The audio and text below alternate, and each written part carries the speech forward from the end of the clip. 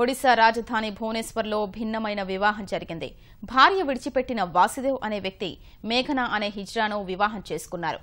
నయాపల్లి ప్రాంతంలో ఉన్న దుర్గా మండపంలో హిందూ సంప్రదాయం ప్రకారం వీరి వివాహం జరిగింది. మొదటి వివాహం చేసుకున్న 2 ఏళ్లకు వాసుదేవ్ భార్య వేరే యువకుడితో వెళ్లిపోయింది. ఒంటరిగా ఉన్న వాసుదేవ్కు మేఘనతో పరిచయం ఏర్పడింది. ఒకరినొకరు అర్థం చేసుకుని ప్రేమించుకున్నారు.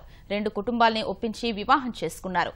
వృద్ధాప్యంలో తనకు తోడుగా ఉంటుందనే నమ్మకంతో మేఘనను పెళ్లి చేసుకున్నట్లు వాసుదేవ్ విశ్వాసం వ్యక్తం చేశారు. ఈ వివాహం చట్ట పరిధిలోకి రాదని, ప్రభుత్వం కలగజేసుకుని చట్టబద్దత కల్పించాలని న్యాయస్థానాన్ని కోరనున్నట్లు వాసుదేవ్ తరపు న్యాయవాది వివరించారు.